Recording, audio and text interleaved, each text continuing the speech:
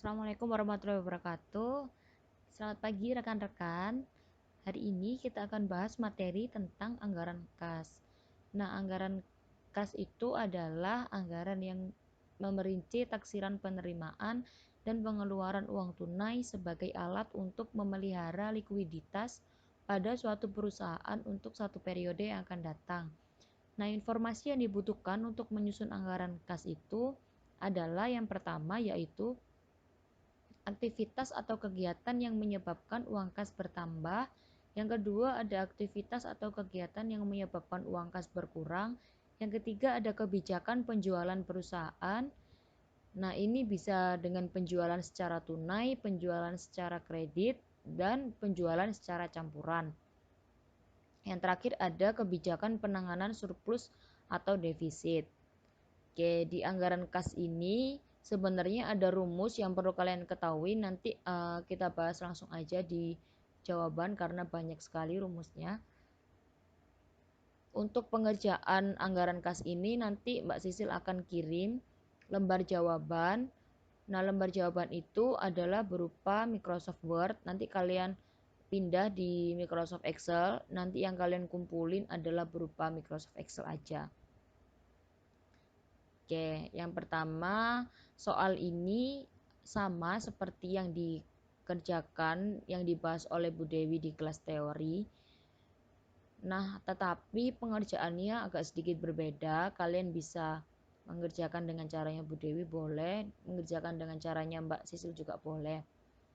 Oke, ada manajemen PT Setia Hati sedang melakukan perencanaan untuk menyusun anggaran kas untuk tahun 2016. Nah, data yang tersedia adalah sebagai berikut. Rencana penjualan 60%-nya adalah penjualan kredit. Berarti kalau 60% itu secara kredit, 40%-nya adalah secara tunai. Oke.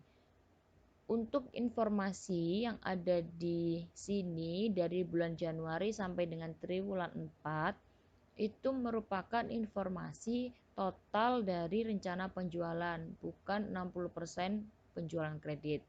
Jadi nanti kalian ngitungnya 60% dikalikan informasi yang ada di sini. Oke, langsung aja. Ini merupakan lembar jawaban yang Mbak sudah pindahkan dari Word ke Excel. Yang pertama kalian perlu isi adalah rencana penjualan dulu yang ada di total. Nah, ini sama seperti yang ada di soal, langsung aja kalian tulis, kalian salin. Untuk bulan Januari 100 juta, bulan Februari 124.800.000, bulan Maret 149.600.000, triwulan 2 400 juta, triwulan 3 350 juta, triwulan 4 375.200.000. Nah, ini kalian jumlahkan, kalian auto sum aja. Nah, ini adalah total dari rencana penjualan. Tadi sudah diketahui bahwa untuk penjualan secara kredit itu ada 60%. Oke, 60% itu kalian bisa langsung kalikan dari bulan Januari sampai dengan triwulan 4.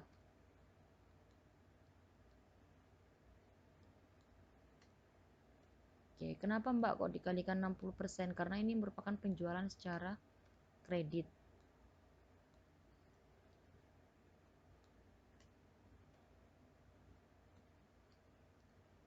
Triwulan 3.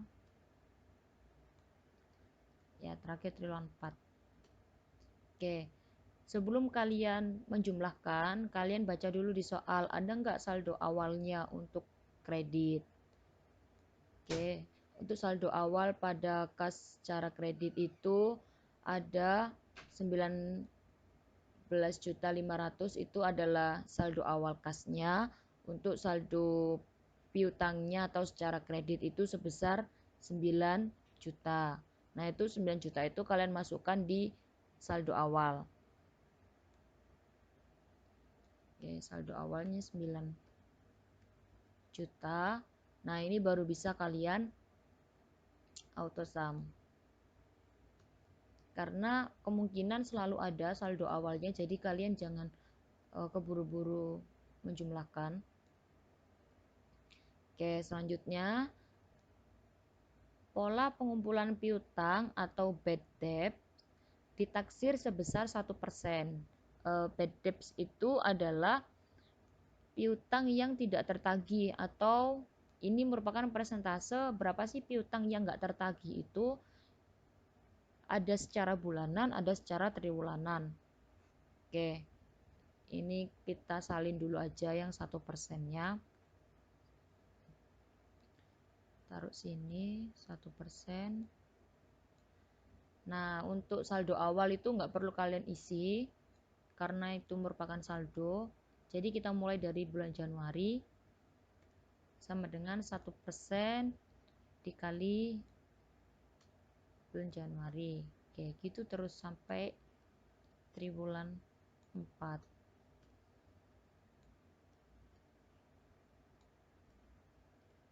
Oke.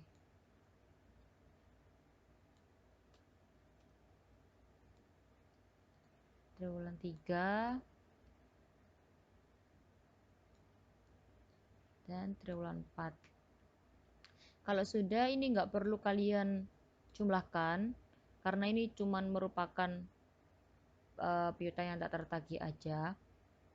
Nah, ini piutang bersih. Piutang bersih ini merupakan rumusnya kredit dikurangi bad debts. Nah, kenapa sih Mbak kok piutang bersih ini ada? Karena kan tadi kalian mengeluarkan kredit, rencana penjualan secara kredit. Nah, akan tetapi ada persentase piutang yang tidak tertagih, maka kalian harus mengurangi. Jadi nggak selalu utang itu dibayar oleh kreditur kan. Makanya kalian dipresentasiin berapa sih piutang yang nggak tertagihnya itu gitu. Jadi kalian harus hitung lagi piutang bersihnya. Kalau piutang bersih secara saldo awal itu berarti tetap kan 9 juta. Untuk Januari dikurangi bad debt. Oke, ini langsung kalian tarik juga bisa. Ini kalian auto sum. Nah, auto sumnya saldo awalnya juga ikut dijumlahkan ya. Oke, hasilnya 899 juta 762.400. Next, kita baca lagi di soal. Oke, saldo awal kas ini belum ya, kita belum masuk di kasnya, kita masih pengumpulan piutang. Jadi kita masih ini.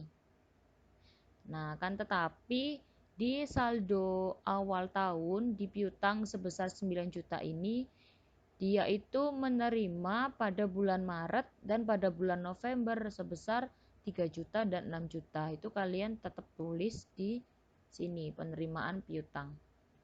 Bulan Maretnya adalah sebesar 3 juta. Bulan November itu letaknya di triwulan 4. Nih, triwulan 2 itu kan ada bulan April, Mei, dan Juni. Triwulan 3 ada Juli, Agustus, September. Triwulan 4 ada Oktober, November, dan Desember. Jadi ini November ikutnya di triwulan 4 sebesar 6 juta. Selanjutnya kalian ngitung penerimaan piutang per bulan dan per triwulan. Caranya ada di sini. Untuk bulanan itu 80% terjadi pada bulan penjualan. 10% terjadi pada sebulan sesudahnya, 6% terjadi pada 2 bulan sesudahnya, dan 4% terjadi pada 3 bulan sesudahnya. Oke, kita tulis dulu aja di sini. 80%, 60%, 10%, 6%, dan Oke, kalau sudah, kalian langsung aja masuk ke bulan penjualannya, yaitu bulan Januari, dan bulan penjualannya ada juga bulan Januari. Kalau pada bulan penjualan itu sebesar 80% dikalikan piutang bersih. Berarti kalau pada bulan penjualan 80%, untuk bulan selanjutnya adalah sebesar 10%. Bulan selanjutnya adalah bulan Februari. Nah, untuk 2 bulan selanjutnya, 2 bulan sesudah bulan Januari adalah bulan Maret, itu sebesar 6%, dikalikan piutang bersih. Nah, untuk 3 bulan setelah bulan Januari adalah bulan April. Bulan April itu terletak pada triwulan 2. Berarti 4% dikali piutang bersih. Oke, tidak ada informasi untuk 4 bulan sampai triwulan 4 selanjutnya. Jadi stop di sini. Kita pindah ke bulan Februari. Nih. Bulan Februari pada bulan penjualan, yaitu bulan Februari juga, itu 80%. Dikali piutang bersih. Setelah bulan Februari adalah bulan Maret sebesar 10% dikali piutang bersih. Untuk 2 bulan setelah bulan Februari ada 6%. Dan juga 3 bulan setelah bulan Februari adalah bulan Mei, yaitu dapat di triwulan 2. Nah, triwulan 2 itu kan ada bulan April, Mei, dan Juni. Jadi nanti caranya adalah kalian menambahkan antara 2 bulan sesudah bulan Februari yaitu bulan April 6% ditambah 3 bulan setelah bulan Februari yaitu bulan Mei sebesar 4%. Kalian kalikan sama piutang bersih. Oke, stop di sini karena tidak ada informasi selanjutnya. Kita pindah ke bawah bulan Maret. Pada bulan penjualannya yaitu bulan Maret sebesar 80% dikali piutang bersih. 2 bulan setelah bulan Maret adalah bulan April yaitu 10%. Lalu 2 bulan setelah bulan Maret ada bulan Mei yaitu 6%, tetap di triwulan 2. Dan 3 bulan setelah bulan Maret adalah bulan Juni yaitu sebesar 4%. Oke, lalu kalian kalikan dengan piutang bersih. Tidak ada informasi lagi, kita turun ke bawah. Ini kita sudah masuk ke dalam triwulanan. Nah, untuk triwulanan itu ada persentase lagi, yaitu sebesar 90% dan juga 10%. Kita tulis aja di sini 90% dan 10%. Oke, untuk triwulan 2 di bulan penjualan itu 90% dikali piutang bersih. Sedangkan untuk triwulan selanjutnya itu sebesar 10% dikalikan piutang bersih. Tidak ada informasi lagi, berarti triwulan 4 dikosongi. Kita turun ke bawah, ada triwulan 3 sebesar 90% dikalikan piutang bersih. Lalu di triwulan 4 adalah triwulan selanjutnya yaitu sebesar 10% dikalikan piutang bersih. Lalu kita masuk ke triwulan 4 yaitu sebesar pada bulan penjualannya juga triwulan 4 berarti 90% dikali piutang bersih. Oke, lomba yang 10% pada triwulan 4 kemana kok nggak ada? Nah, untuk 10% pada triwulan selanjutnya setelah triwulan 4 adalah triwulan 1 di tahun berikutnya. Jadi tidak perlu dihitung di sini. Untuk yang dihitung di sini hanya sampai 90% karena triwulan 4 itu merupakan bulan penjualannya. Oke. Kalau sudah kalian bisa langsung autosum mulai dari saldo awal sampai TW4. Oke. Sip, kalau sudah, ini sudah jadi anggaran pengumpulan piutang ya. Untuk saldo awal yang 3 juta dan 6 juta ini jangan lupa di auto sum, jangan lupa dijumlahkan juga. Kita lanjut di anggaran penerimaan kas. Oke, pada anggaran penerimaan kas ini, penjualan secara tunai terjadi sebesar 40%. Ya kan? Karena tadi 60% adalah secara kredit, berarti penjualan secara tunai adalah sekitar 40%. Berarti langsung aja penjualan secara tunainya untuk bulan Januari 40% dikali total dari bulan Januari sampai dengan triwulan 4. Februari, Maret,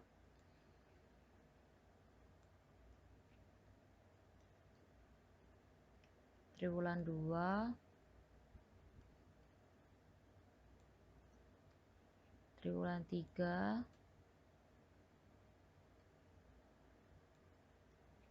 terakhir triwulan 4.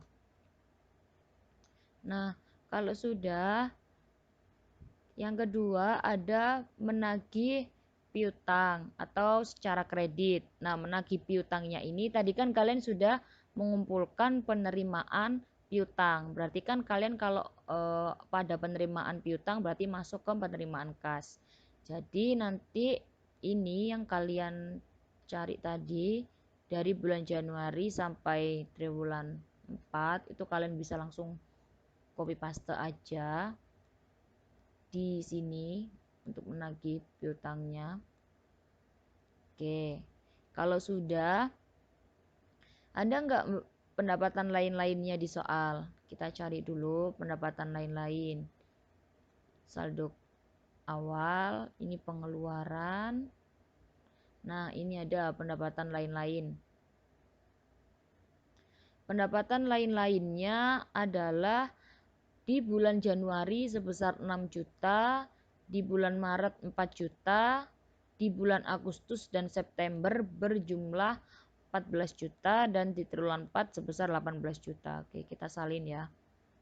Di bulan Januari tadi ada 6 juta, di bulan Maret ada 4 juta, di bulan Agustus dan September itu tepatnya di triwulan 3 itu adalah nilainya sebesar 14 juta. Di triwulan 4 sebesar 18 juta. Oke. Kalau sudah kalian bisa langsung menambahkan penjualan tunai.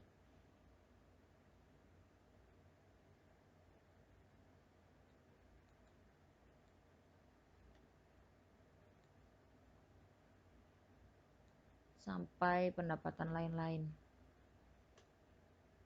Oke. Langsung kalian tarik. Nah, kalau sudah, ini sudah jadi anggaran penerimaan kasnya. Selanjutnya adalah anggaran pengeluaran kas. Nah, untuk anggaran pengeluaran kas ini kalian lihat di soal langsung aja. Perlu ini ya, apa namanya? Copy paste langsung. Untuk pemberian bonus kepada karyawan pada triwulan 2 sebesar 15 juta dan pada bulan Desember sebesar 26 juta.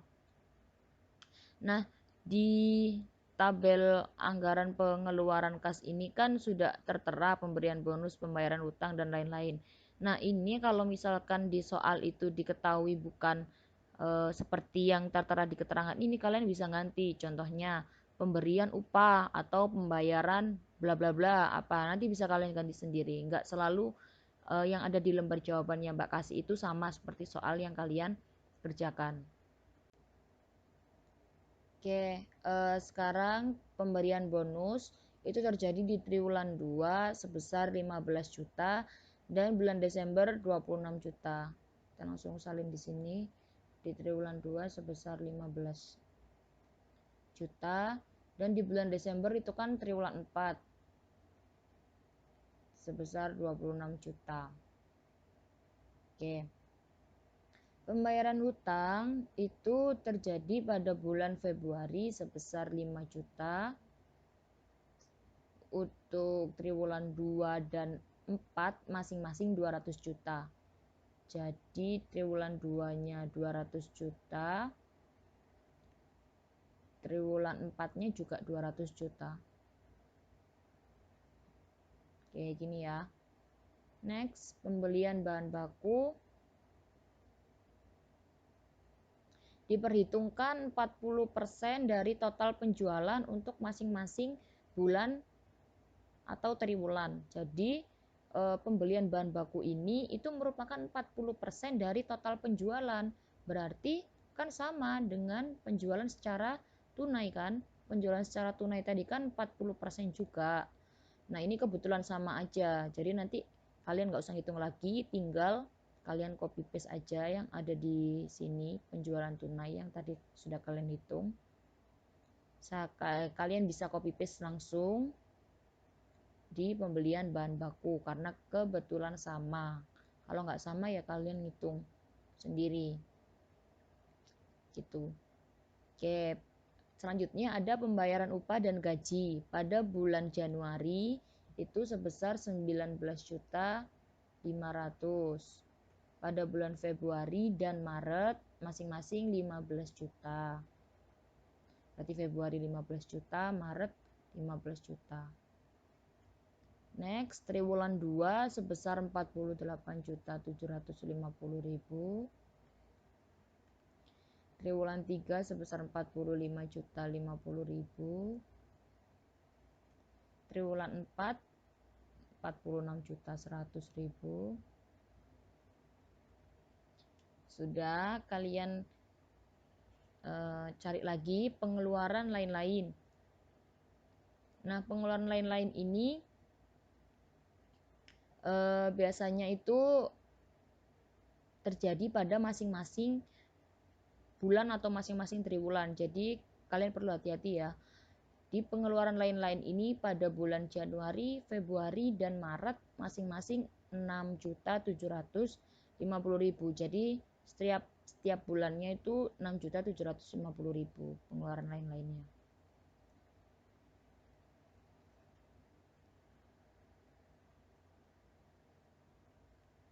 Oke.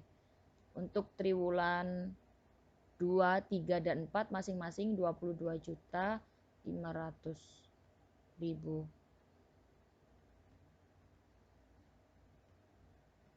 Oke.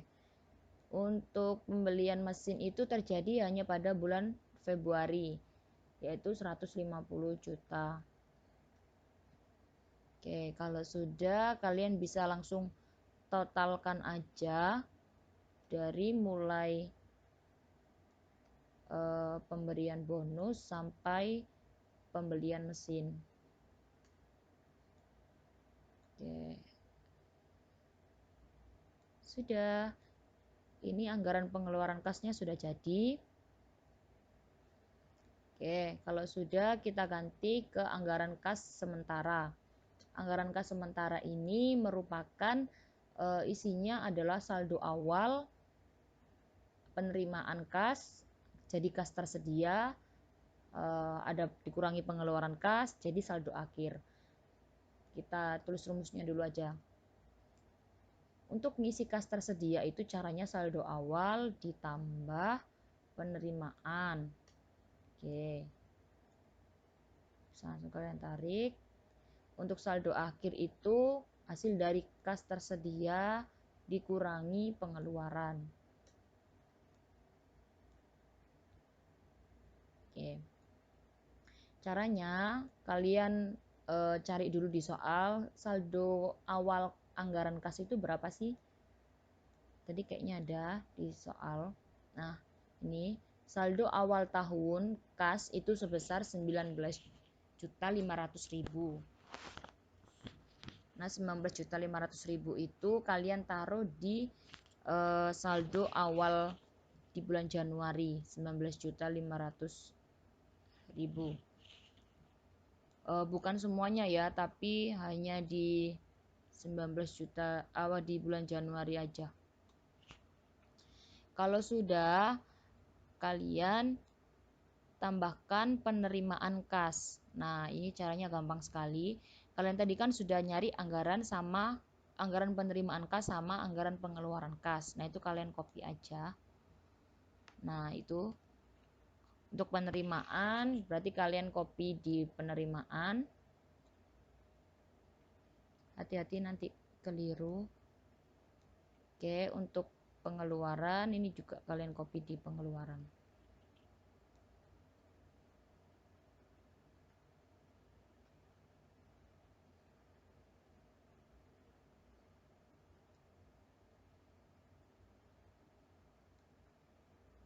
Oke, kalau sudah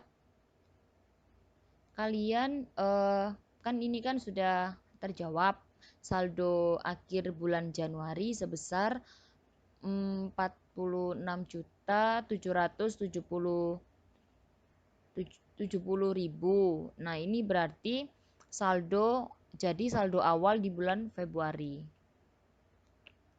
Oke, prinsipnya sama dengan saldo akhir bulan Januari akan jadi saldo awal bulan Februari. Begitu seterusnya sampai triwulan 4. Loh Mbak, ini kok saldo akhir bulan Februarinya kok minus? Emang nggak apa-apa ta? Nggak apa-apa. Karena untuk saldo itu biasanya itu nggak selalu surplus. Bisa aja defisit, ya kan? Nah, tapi di saldo akhir untuk triwulan 4 kan hasilnya positif atau surplus gitu. Next, kita sudah selesai anggaran kas sementara, kita lanjut anggaran kas final.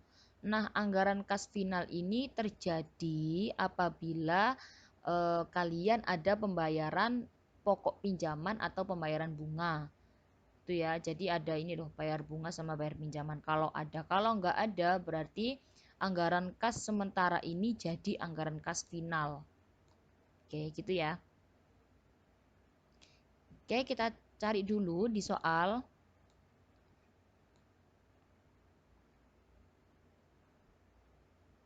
Nah, ini anggaran kas final pada tahun 2016 dengan kebijakan apabila terjadi defisit kas, maka pada awal Februari perusahaan akan melakukan pinjaman kepada bank sebesar 65 juta dengan bunga 24% per tahun.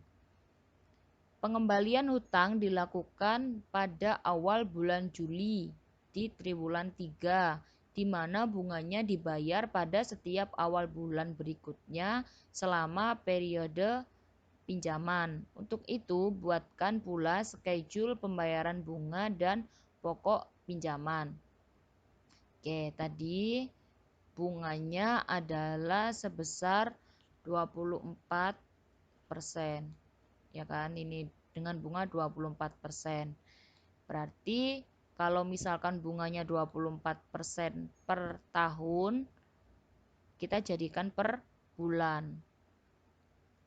24% dibagi 12.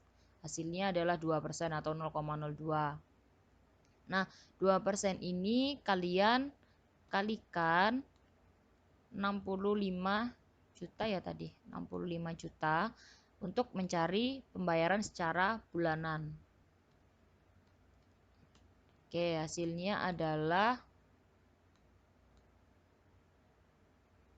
1.300.000. Ini, nah itu adalah pembayaran perusahaan secara bulanan. Oke, kalau sudah kita nerima uang sebesar 65 juta itu pada bulan Februari. Pada bulan Februari. Oke, 65 juta pada bulan Februari. Akan tetapi pengembalian hutang itu dilakukan pada awal bulan Juli, tepatnya di triwulan 3, di mana bunganya itu dibayarkan pada setiap awal bulan berikutnya. Oke, jadi pembayarannya itu dilakukan dari bulan berikutnya, yaitu bulan Maret sebesar 1.300.000.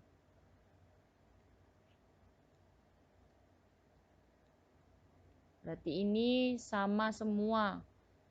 Dari bulan Maret sampai bulan Juli itu 1.300.000. Oke. Dan pengembaliannya itu selama periode pinjaman. Jadi untuk periode terakhir kita harus bayar pinjaman sebesar 65 juta. Oke, gini ya. Cuman gini aja di anggaran kas final, di awal kita dapat terima pinjaman, di akhir kita bayar pinjamannya. Kalau sudah kita sama di anggaran kas final itu caranya juga sama sebenarnya.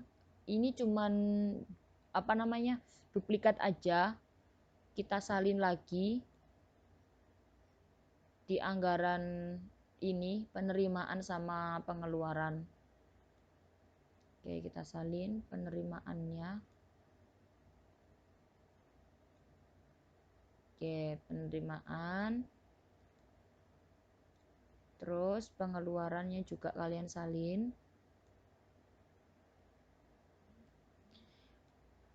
Pengeluaran.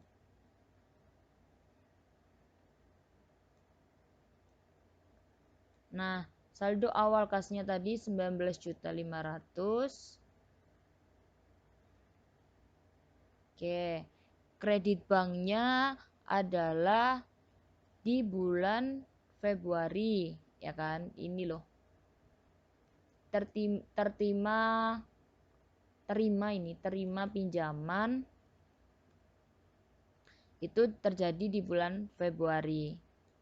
Berarti yang kalian isi kredit bank ini 65 juta di bulan Februari aja. Oke, untuk pembayaran pinjaman berarti pengembalian pokok itu terjadi di triwulan 3, yaitu sebesar 65 juta juga.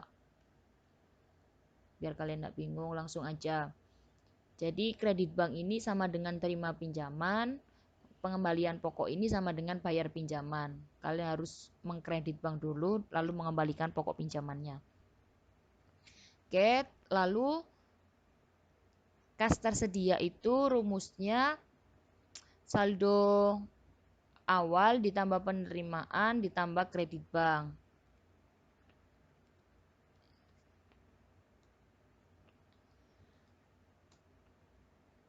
Oke, gini.